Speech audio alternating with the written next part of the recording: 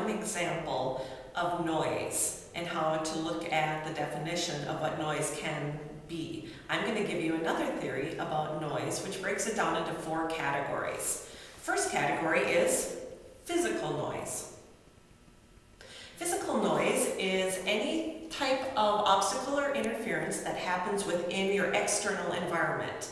Somebody knocking at the door, or somebody's coat rustling beside you, a teacher tapping the board, a fire alarm, a car honking, different things that for somebody who has good hearing would be something that most people in your environment could also hear.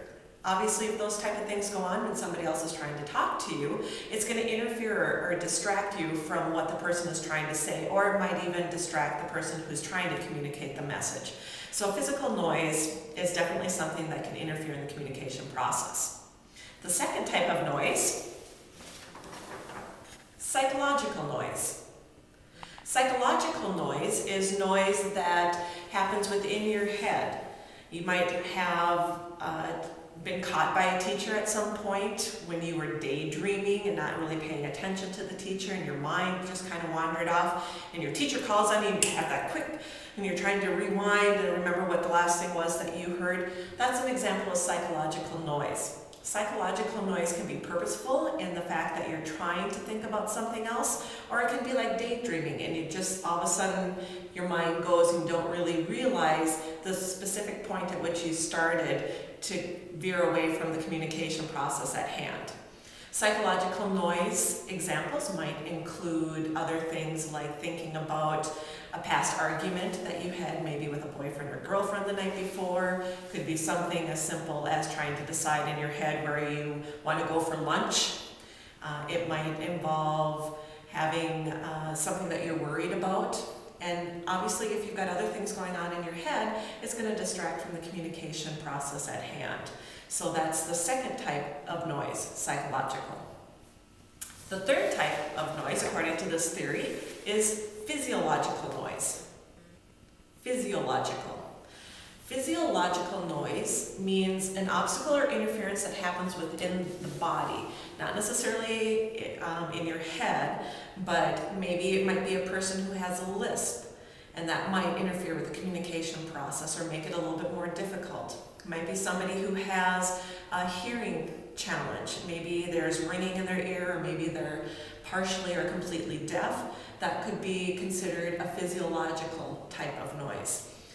In some places where children are malnourished, the body is so hungry that that actual hunger sensation interferes with the child's learning process. That would be an example of physiological noise. Maybe you have a headache, a migraine headache.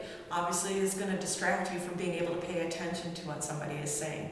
So that's a different type of noise than physical, which is something in your environment that you can hear, or psychological, which is something that distracts you, like with your thoughts. So physiological, think about the body, things that happen in the communication process that make it harder to communicate, basically, again, just by yourself or with the other person that you're communicating with. So somebody who has a lisp, somebody who stutters, or within yourself, like a migraine headache, being deaf, having a lisp yourself. So that's physiological. The last type of noise, semantic. Semantic noise.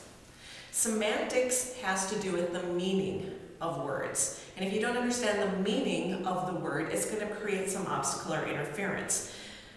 For example, maybe you've gone to the doctor and you've asked about something that's been bothering you with some of your symptoms, and your doctor starts explaining things in medical terms. You might say to the doctor, "Oh, can you tell me that in layman's terms?" Meaning that what the doctor is telling you, you don't have a specific comprehension of that exact word or what that word means. But it doesn't necessarily have to be jargon with a profession. It could just be other type of words that one person uses that another person isn't familiar with. For example, if I said to you, tomorrow's assignment is to go online, go to the discussion board, and describe your duvet. Now, some of you might have an idea of what I'm talking about, but I'm guessing many of you wouldn't. Duvet is another word for a comforter or a quilt. But probably probably most of you would have understood quilt or comforter, whereas duvet, maybe only a small percentage of you would know. So when I said that word duvet, you had some semantic noise. Now sometimes different types of noise can be classified in a specific category, but they can quickly turn into a different type of noise. For example, let's say I'm hungry, but I'm not malnourished hungry. But let's just say I skipped dinner last night and I didn't have a chance to have breakfast today, and so now it's coming up on the lunch hour and I'm starting to get hungry. So maybe I have a little bit of the physiological noise coming into play, where I'm a little bit more distracted. My body isn't quite up to being able to concentrate as easily as it could. But all of a sudden, my stomach growls. My stomach growling would be an example of a physical noise that other people could hear. But because I'm kind of embarrassed about it, that noise quickly turns into psychological noise for me, because now I'm worried that, oh, who else heard? Did somebody else hear my stomach? So now I'm thinking about the fact that my noise from my stomach, from my tummy growling, might have been loud enough for other people around me to hear. So that definitely would be psychological noise for me. So in that example, you can see how it crossed different categories quite quickly. But this is just another way of looking at noise that's a little bit different than how your book talks about it. So again, the 4 categories in this theory: physical noise, psychological noise, physiological noise,